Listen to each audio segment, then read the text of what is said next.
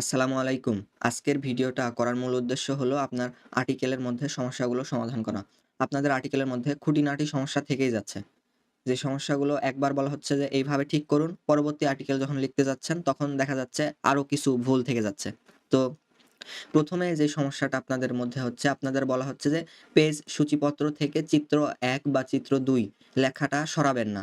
Page সূচিপত্রের মধ্যে এবং আর্টিকেলের মধ্যে থেকে এই কথাটা সরাবেন না। তাও আপনারা সরায় দিচ্ছেন।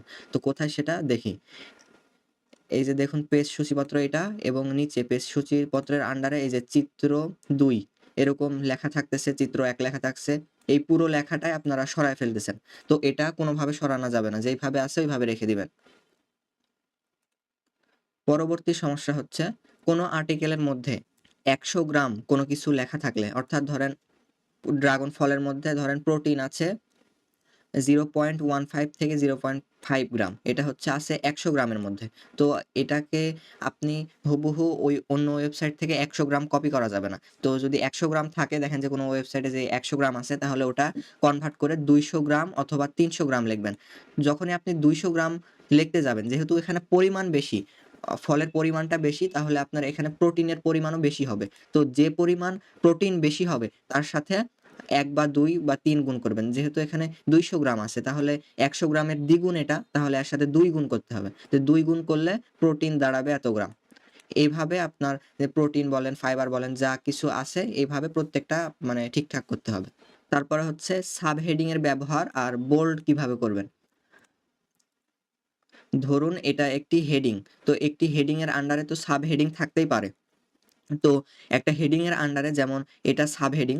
তো সাবহেডিং গুলোকে আপনারা ফরম্যাটিং করতেছেন না। একটা হেডিং এর আন্ডারে যে সকল সাবহেডিং থাকবে, সে সকল হেডিংকে এই যে উপর নরমাল থেকে এই যে এই সাবহেডিং আকারে, যেমন এটা সিলেক্ট করার পর এই যে এইভাবে এখানে সাবহেডিং করে ফেলতে হবে। হেডিং এর আন্ডারে সাবহেডিং থাকতেই পারে। তো এগুলো আপনারা ফরম্যাটিং করতে চাচ্ছেন না বা ভুলে যাচ্ছেন। কি করতে চাচ্ছেন আসলে বুঝতে পারছি না আপনাদের কাহিনী। তারপরে কিছু ক্ষেত্রে আপনার সাবহেডিং দিতে হয় না। যেমন এখানে এই কথাটা আছে, এখানে কিন্তু সাবহেডিং দিলে সমস্যা নাই। কিন্তু সাবহেডিং যদি না ব্যবহার করতে চান, তাহলে এখানে এই যে বোল্ড ব্যবহার করতে হবে। উপরে এই বোল্ড আইকন আছে, এটা থেকে বোল্ড করে দিতে হবে।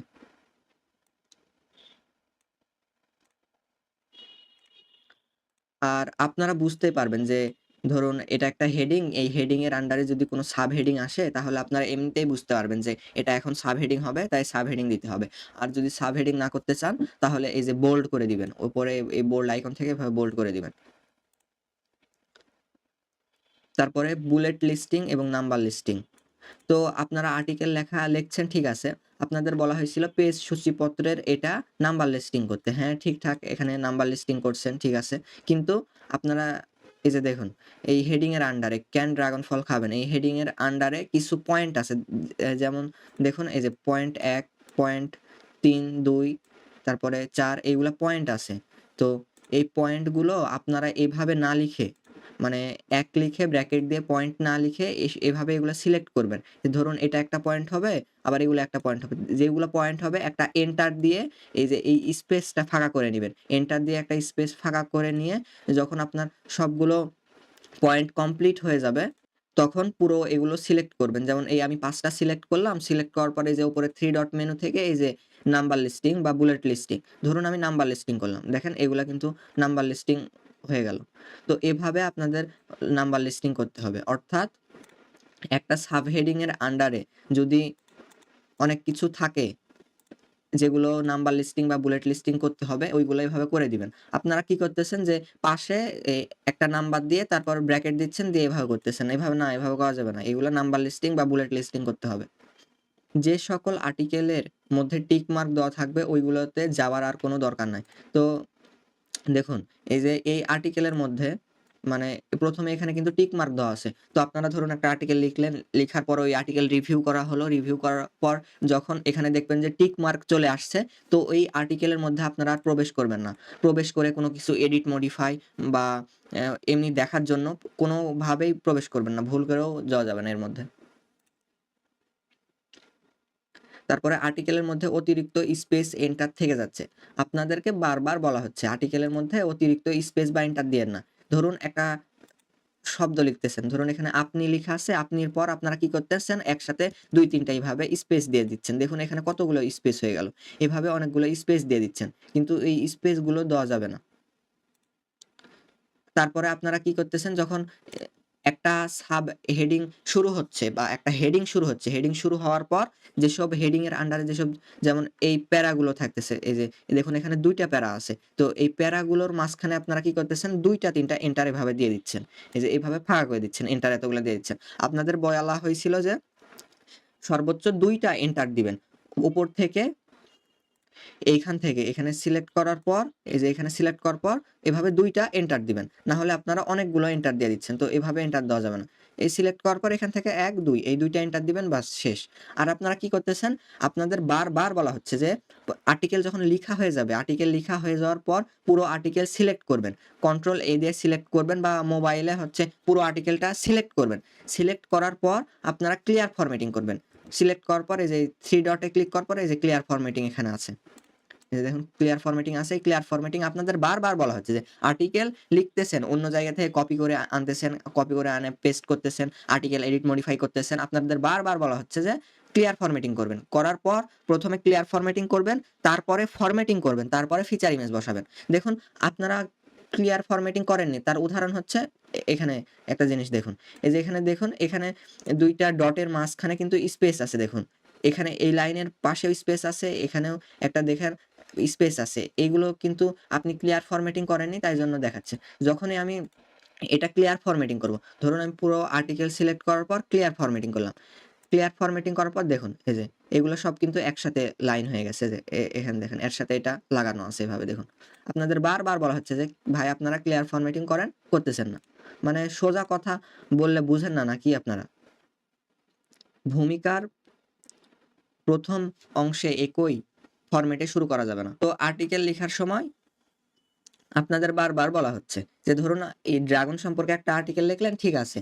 তো আপনারা তো পরবর্তীতে অন্য টপিক পাবেন, তাই না? তাহলে প্রত্যেকটা টপিকের ক্ষেত্রে এই যে ভূমিকার ১ম অংশ, এটা কিন্তু ভূমিকার ১ম অংশ। এই ভূমিকার ১ম অংশে যেভাবে শুরু করতেছেন যেমন এখানে শুরু করা আছে, আজকে আমরা ড্রাগন ফল খাওয়ার উপকারিতা এবং পদ্ধতি সম্পর্কে আলোচনা করব।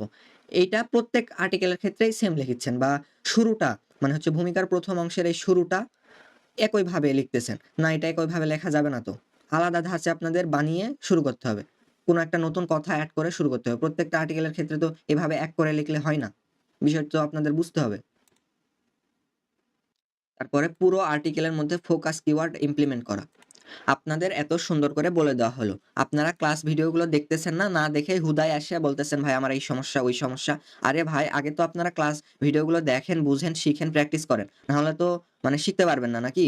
তো আপনারা এই ফোকাস কিওয়ার্ড আপনাদের বারবার বলা হচ্ছে যে ফোকাস কিওয়ার্ড ভালোভাবে বসান। একটা আর্টিকেল র‍্যাংক করার জন্য এই ফোকাস কিওয়ার্ড অনেক ভূমিকা পালন করে। ধরুন আপনাকে একটা সাধারণ উদাহরণ দিয়ে বুঝাই। ধরুন আপনি কোনো কোয়েরি লিখে Google এ সার্চ করলেন। যেমন কোনো ফলের উপকারিতা লিখলেন। তো ওই ফলের উপকারিতা একটা টেক্সটের মধ্যে উপকারিতা শব্দটা আছে বলেই তো ওই আর্টিকেলটা আপনার সামনে আসলো নাকি? এখন এই ফোকাস কিওয়ার্ড গুলো মানে যেই কিওরিটা আছে ওইটা যদি আপনি আর্টিকেলের মধ্যে না দেন তাহলে আপনার আর্টিকেল জীবনেও সামনে যাবে আমাকে বলেন? আর আপনাদের বারবার বলা হচ্ছে যে আর্টিকেলের মধ্যে ফোকাস কিওয়ার্ড ইমপ্লিমেন্ট করা, ফরম্যাটিং করা যে সকল কাজ করতে বলা হচ্ছে এই সকল কাজের তো একটা মানে কোনো প্রয়োজনীয়তা আছে। তার জন্যই তো বলা হচ্ছে। এমনি তো আর বলা হচ্ছে না। আর আপনারা এই কথাগুলো একবারেই কানে দিচ্ছেন না, শুনছেনও না। আচ্ছা, ফোকাস কিওয়ার্ড দেখেন আপনাদের একটা উদাহরণ দিই। এই আর্টিকেলের মধ্যে কিভাবে সুন্দর করে ফোকাস কিওয়ার্ডটা দেওয়া আছে। তো এই আর্টিকেলের ফোকাস কিওয়ার্ডটা হচ্ছে উৎপাদনমুখী ব্যবসার আইডিয়া। তো এই ফোকাস কিওয়ার্ড যদি আমি সিলেক্ট করি, ধরুন এটা সিলেক্ট করলাম। সিলেক্ট করার পর আমি যদি এটা ফাইন্ড করি তাহলে দেখেন পুরো আর্টিকেলের মধ্যে ফোকাস কিওয়ার্ড কিন্তু ১৩ বার আছে। ১৩ বার আছে। তারপরে আপনাদের দেখাই। এই যে একটা সাব হেডিং এর নিচে এই যে এটা একটা সাব হেডিং বা হেডিং। সাব হেডিং হয় না আসলে হেডিং হয়। এটা ধরেন একটা হেডিং, এই হেডিং যে ফোকাস কিওয়ার্ডটা আছে ওটা যদি আমি ফাইন্ড আউট করে দেখুন, এই পুরো এই একটা প্যারার মধ্যে এই হেডিং এর ফোকাস কিওয়ার্ডটা দেখুন ২ বার আছে। তো আপনাদের বারবার বলা হচ্ছে যে এরকম সুন্দরভাবে করেন। কিন্তু আপনারা এভাবে করতেছেন না।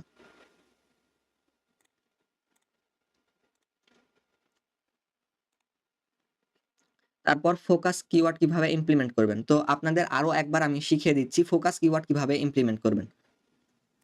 তো ধরুন আমি এই আর্টিকেলের মধ্যে গেলাম। এই আর্টিকেলের মধ্যে যাওয়ার পর এই যে প্রথমে যেটা আছে এটা সিলেক্ট করলাম, সিলেক্ট করার পর ফাইন্ড আউট করলাম। দেখেন পুরো আর্টিকেলের মধ্যে এটা কিন্তু ১৩ বার আছে। পুরো এই আর্টিকেলের মধ্যে এই ফোকাস কিওয়ার্ডটা ১৩ বার আছে। আপনাদের বলা হয়েছিল আর্টিকেলের মধ্যে ফোকাস কিওয়ার্ড সর্বোচ্চ ১২ থেকে ১৫ বার ফোকাস কিওয়ার্ড পুরো আর্টিকেলের মধ্যে রাখবেন। আর আপনাদের বলা হচ্ছে যে আর্টিকেল এইভাবে ফরম্যাটিং করেন। এইভাবে না করে অন্যভাবে করতেছেন। আপনাদের কিভাবে ফরম্যাটিং করবেন শিখায়ে দিই।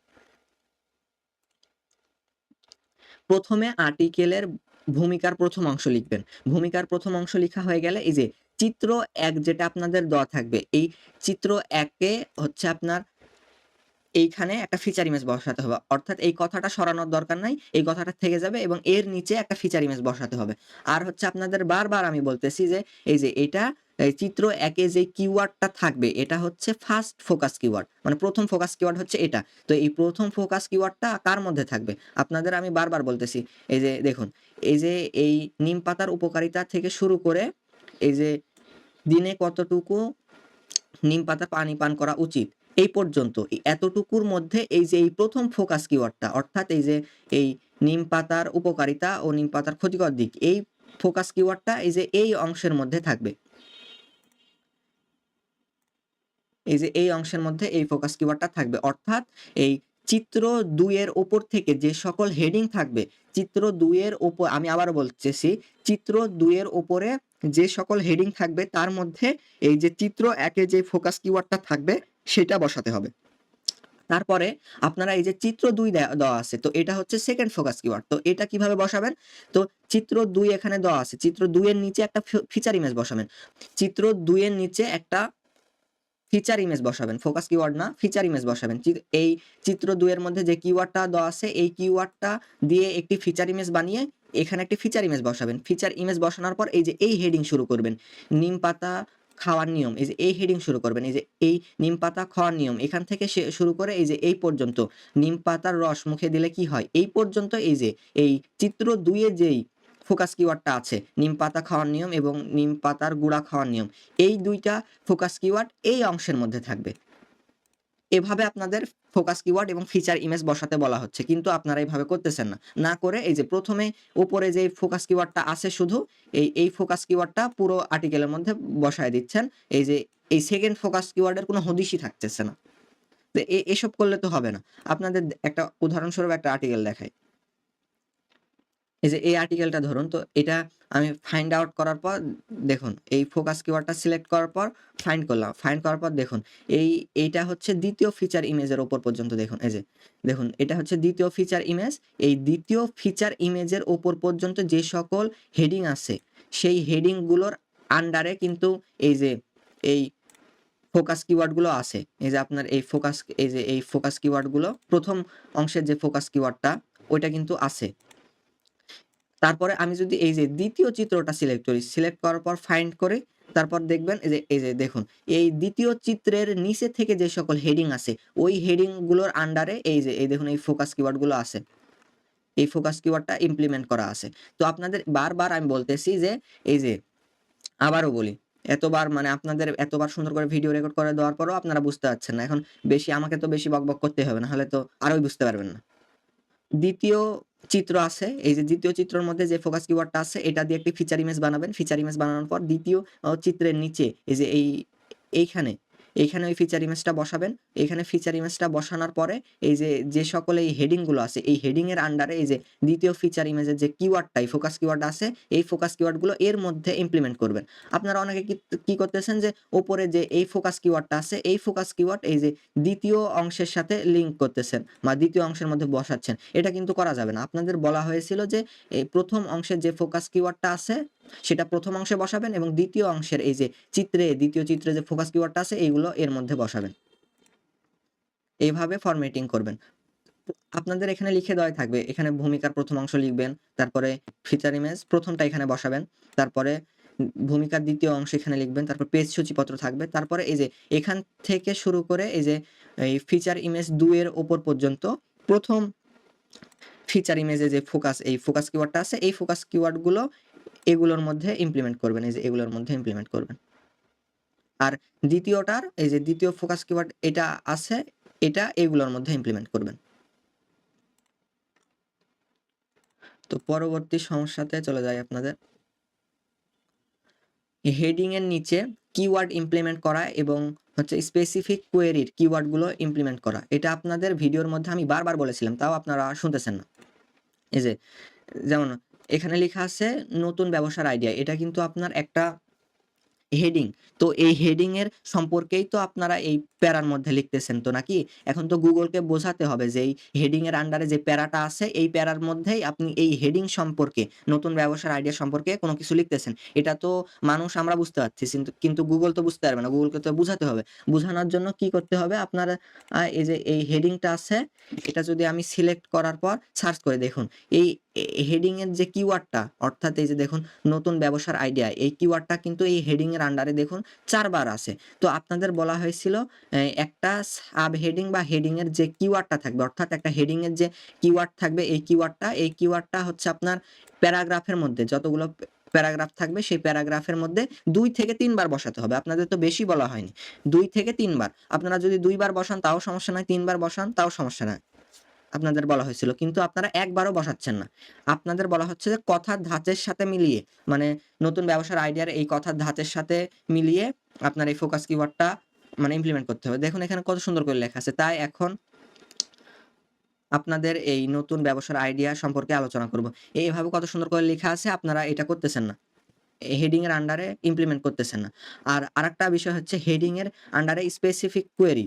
তো স্পেসিফিক কোয়েরি বলতে ধরুন আপনাদের বলা হয়েছে পাইকারি ব্যবসার আইডিয়া বা এই ব্যবসা কাকে বলে? তো আপনাদের বলা হচ্ছে স্পেসিফিক কোয়েরি। কোন কিছু যদি কাকে বলে বা কি কোন কিছু চায় তাহলে স্পেসিফিক কোয়েরি মানে বলবেন যে এইটার কারণে এইটা হলো বা হচ্ছে একেই পাইকারি ব্যবসা বলে। এই অংশকেই পাইকারি ব্যবসা বলে। মানে স্পেসিফিক কোয়েরি যেটা প্রশ্ন করা হচ্ছে ডাইরেক্ট উত্তর আকারে স্পেসিফিক কোয়েরি আকারে ফোকাস কিওয়ার্ড গুলো ইমপ্লিমেন্ট করা আছে। এগুলো ইমপ্লিমেন্ট করবেন। আর পরবর্তী সমস্যাটা হচ্ছে আপনাদের FAQs এর আন্ডারে আপনারা ৫ টি করে প্রশ্ন লিখতেছেন না। অর্থাৎ ধরুন FAQs এর আন্ডারে আমি গেলাম। এখানে এই FAQs এর আন্ডারে আপনাদের বলা হয়েছিল ৫ টি প্রশ্ন লিখবেন। সর্বনিম্ন ৫ টি। কিন্তু আপনারা ৫ টি প্রশ্ন লিখতেছেন না। আর আপনাদের FAQs এর আন্ডারে বলা হয়েছিল এই যে প্রশ্ন, এটা কয় নাম্বার প্রশ্ন এটা তো বুঝাতে হবে। আপনাদের বলা হয়েছিল এখানে ১ দিয়ে একটা ডট দিয়ে তারপরে স্পেস দিবেন। যাতে বুঝা যায় যে এটা ১ নাম্বার প্রশ্ন। এটা বাংলাতে লিখবেন। বাংলা আর্টিকেল যেহেতু বাংলাতে লিখবেন এই ১ টা। আপনাদের বারবার বলা হচ্ছে এই যে এভাবে নাম্বার দিবেন। আপনারা এটা পুরো সিলেক্ট করে নাম্বার লিস্টিং করবেন না।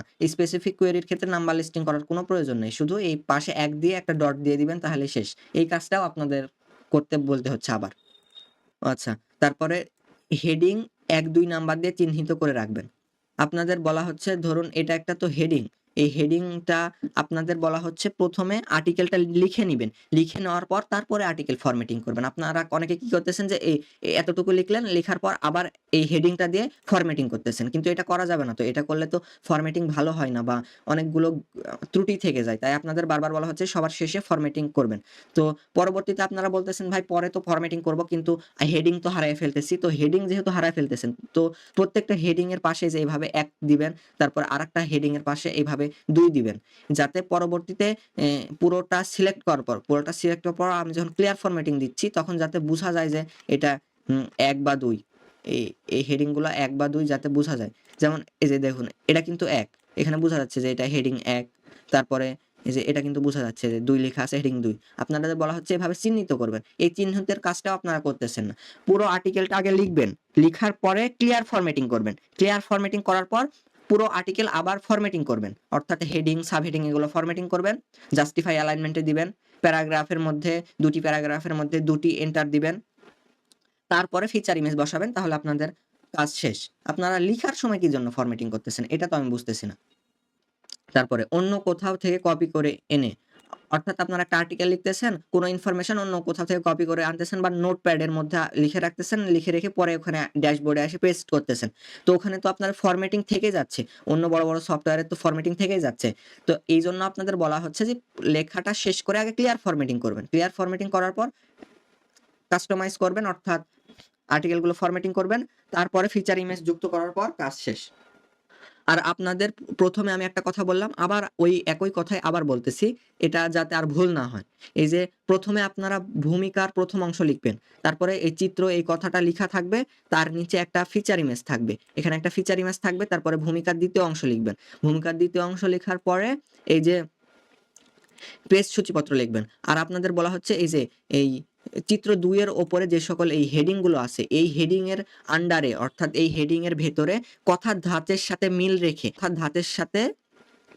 রেখে এই যে এই কিওয়ার্ডটা, এই যে নিম পাতার উপকারিতা, তারপরে ক্ষতিকর দিক, এই যে ১ম এই ফোকাস কিওয়ার্ডটা ইমপ্লিমেন্ট করবেন। তারপরে এই যে চিত্র ২ লিখবেন, এই কথাটা এইভাবে এখানে তো লিখাই আছে, তার নিচে একটা ফিচার ইমেজ দিবেন। এই কিওয়ার্ডের সামঞ্জস্যপূর্ণ এই কিওয়ার্ডটা দিয়ে একটি ফিচার ইমেজ বানিয়ে এখানে ফিচার ইমেজ বসাবেন এবং এই হেডিং গুলোর আন্ডারে এই যে ২য় ফিচার ইমেজ বা চিত্রর যে ফোকাস কিওয়ার্ডটা ছিল ওইগুলো এই যে এই হেডিং এর আন্ডারে বসাবেন। তাহলে শেষ।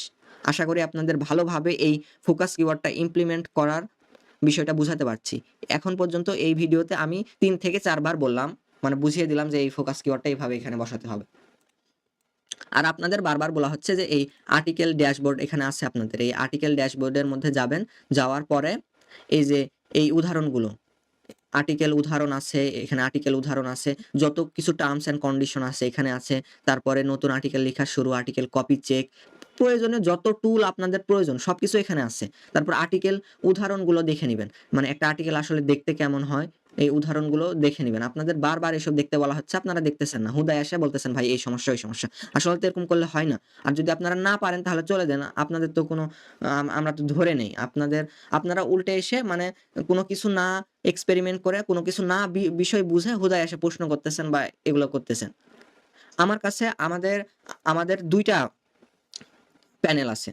তো আমার প্রাইভেট প্যানেলে যারা কাজ করে তারা হচ্ছে আমাদের চেনা পরিচিত কিছু লোকজন, বড় ভাই, আপু।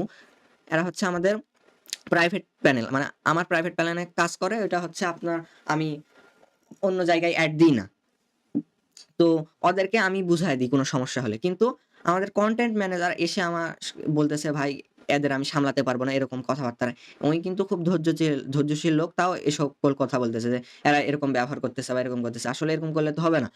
ওকে মানে অ্যাডমিন পাননি বলে ওকে যা নয় তাই বলবেন বা হচ্ছে এই সমস্যা বলে উড়িয়ে দিবেন। তাহলে তো হয় না। ওর কথা তো ভালোভাবে শুনতে হবে। আর উনি এত বড় কথা আমাকে বলার পর তো আমার মাথায় উল্টে গেছে যে, "আপনারা এইভাবে কথাগুলো বলতেছেন।" আপনারা যদি না পারেন তাহলে তো দরকার নাই। তারপরে আপনাদের প্রশ্ন হচ্ছে মেইন ড্যাশবোর্ডে এবং সার্ভারে এড দিচ্ছেন না কেন? আরে ভাই, আপনাদের খুব কম সময়ে যাতে শিখতে পারেন তাই জন্য ব্লগার ড্যাশবোর্ডে এড দেওয়া হইছে। ব্লগারে খুব সুন্দরভাবে খুব কম নিয়ম অবলম্বন করে শিখা যায়। তো আপনাদের এই সকল বিষয় শিখতে বলা হয়েছিল যাতে কম সময় লাগে। আপনারা ব্লগার ড্যাশবোর্ডে শিখতে আপনাদের ১ মাসের মতো সময় লাগতেছে। যেখানে ১ সপ্তাহের মতো সময় লাগার কথা ছিল সেখানে ১ মাস লাগতেছে। আর আপনাদের মেইন সার্ভারে আমি কি জন্য এড দিব বলেন তো? এটা তো আমাদের একটা এজেন্সি নাকি? এটা তো আমাদের একটা সার্ভার আছে, আমাদের একটা প্রাইভেসি আছে। আপনাদের মেইন সার্ভারে মেইন ড্যাশবোর্ডে এড দিব কেন? আপনারা বলতেছেন ভাই ওয়ার্ডপ্রেস ড্যাশবোর্ডে এড দেন। তো ভাই ওখানে আমি এড দিব কেন? আপনারা তো ব্লগার ড্যাশবোর্ডে কাজ শিখতে ১ মাস লাগায় দিচ্ছেন। তাহলে তো ওয়ার্ডপ্রেসে যত মানে ফিচার আছে এগুলা তো শিখতে আপনাদের ৩-৪ মাস ৬ মাস লেগে যাবে এত কিছু শিখতে।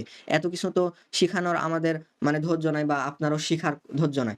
এখানে ব্লগারে শিখতে আপনি ধৈর্য হারায় ফেলতেছেন। তাহলে তো ওইগুলাতে ধৈর্য হারায় ফেলবেন। আর আমাদের বিদেশে টোটাল ১০ টা আলাদা দেশে সার্ভার আছে। কোন একটা সার্ভার যদি আমাদের ডাউন হয় তাহলে অটোমেটিক্যালি অন্যান্য সার্ভার কানেক্ট হয়ে যায় ওয়েবসাইটের সাথে। তো ওই সকল সার্ভারে কি জন্য আপনাদের এড দিব? বলেন? মানে হুদায় কথাবার্তা তো বললে হয় না। এই বিষয়টা আমার খুব মাথাতে গেছে। আপনাদের কি জন্য এড দিব? ওটা তো আমাদের নিজস্ব সার্ভার নাকি? এখন ওখানে কিছু প্রাইভেসি পলিসি আছে, ওয়েবসাইট আছে, আমাদের বিভিন্ন ওয়েবসাইট আছে। ওই সার্ভারে এড দিব কি জন্য আপনাদের? এটা আমার প্রশ্ন। আপনাদের কাজ হলো আর্টিকেল লিখবেন। আর সেই আর্টিকেল আমরা দেখাশোনা করে পরবর্তীতে যা করার করব। আর আপনারা হুদায় বলতেছেন এই দেখান, ওই দেখান। এসব তো সম্ভব না। আর ধরেন আপনারা ঠিক আছে আপনাদের সার্ভারে এড দিলাম। সার্ভারে এড দিয়ে কি করবেন আপনি? আপনি কোন কাজ জানেন যে আপনি সার্ভারে এড দিলাম আর আপনি ওই ১ মিনিটের মধ্যে সব জানতা-আলা ব্যক্তি হয়ে গেলেন। তো এটা তো হয় না। আর সার্ভারে অনেকগুলো ওয়েবসাইট আছে। আমাদের অনেকগুলো প্রাইভেসি পলিসি আছে। এগুলো তো কোনো কারণে ক্ষতিগ্রস্ত হয় বা কেউ যদি আমাদের সার্ভারে কোনোভাবে malware ঢুকায় দেয় তাহলে তো আমাদের ওয়েবসাইট গুলো ক্র্যাশ করবে। এখন ওয়েবসাইট যদি ক্র্যাশ করে তাহলে আমাদেরই লস। আর এই সার্ভারে এড দেওয়া এটা তো মানে কোনো প্রশ্নই আসে না। এটা তো অযৌক্তিক প্রশ্ন আপনাদের। এই সকল অযৌক্তিক প্রশ্ন করার তো কোনো প্রয়োজনই আসে না। কারণ একটা কোনো কোম্পানি বা এজেন্সি বা ছোট ব্যবসা যাই না বলেন না কেন, তাদের নিজস্ব ওয়েবসাইট আছে, পরিচালনার পদ্ধতি আছে। এখন ওই সকল বিষয় আপনার কাজ কি? আপনার কাজ হচ্ছে শুধু আর্টিকেল লেখা। এখন ওই সকল বিষয়ে তো আপনাকে অ্যাড দিবে না। কেউ তো দিবে না। আর আপনি মানে এই কথাটা যখন ম্যানেজার আমাকে বলল, তারপরে তো আমার এমন রাগ ধরছে। আপনারা এভাবে কথাবার্তা বলবেন কি জন্য? আর আমার প্রাইভেট প্যানেলে তো এরকম সমস্যা হচ্ছে না। আর আপনার ওই প্যানেলে কি জন্য এত সমস্যা হবে? ফিচার ইমেজের মধ্যে কিওয়ার্ড বসাচ্ছেন না। আপনাদের বারবার বলা হচ্ছে, আমি এই আর্টিকেলের মধ্যে গেলাম। আর্টিকেলের মধ্যে এই যে আর্টিকেল হোভার করলাম। আর্টিকেলের উপর হোভার করার পর দেখেন উপরে লেখা আসছে, পাতার উপকারিতা এই সে লেখা আসছে। এই কিওয়ার্ড গুলো আপনাদের সুন্দর করে বসাতে বলা হচ্ছে। আপনারা ফিচার ইমেজ বানানোর নিয়ম না দেখে পুরো ভিডিও দেখতেছেন না, টানা ভিডিও দেখতেছেন যাতে কম সময় লাগে। পুরো ভিডিও না দেখলে তো আপনি অনেকগুলো জিনিস মিস করবেন। আর ফোকাস কিওয়ার্ড বসাচ্ছেন না। আর ফোকাস কিওয়ার্ড এর মধ্যে বলা হচ্ছে যে স্পেস ব্যবহার না করে হাইফেন ব্যবহার করেন। তাও ব্যবহার করতেছেন না। আর সঠিক নিয়মে ফিচার ইমেজ বানানোর ভিডিওটা দেখে নিবেন। আপনারা বুঝতে পেরেছেন মনে হয়। আর আমার মাথা একটু গরম হয়ে গেছিল। এখন অনেক কিছুই আপনাদের বলে ফেললাম। তাতে কিছু করার নাই। আপনাদের মানে কথার ধাঁচ শুনেই মন মেজাজ এরকম হয়ে যায়। আপনাদের কথার ধাঁচ শুনে। তো এই কথাগুলো শোনার পর মন খারাপ করে লাভ নাই। যারা এই নিয়মগুলো মানতে পারতেছেন না, ভাই আমি তাদেরকে স্বাগতম জানাই যে আপনারা মানে প্রয়োজন নাই। আপনারা যান, আপনারা চলে যান। কিন্তু এভাবে ঝামেলা করা কিন্তু ঠিক না। আর এই সকল বিষয় আশা করছি সবগুলো আপনারা ঠিকঠাক করে ফেলবেন। যে সকল ভুল ভ্রান্তি। আর একটা কথা পুরাতনদের মধ্যে যারা অনেকদিন ধরে আর্টিকেল লিখতেছে তাদের মধ্যে এরকম সমস্যা হচ্ছে না। আপনারা যারা নতুন আছেন তাদের মধ্যে এই সকল সমস্যা বেশি। আজকের মতো এই পর্যন্তই। সালামু আলাইকুম।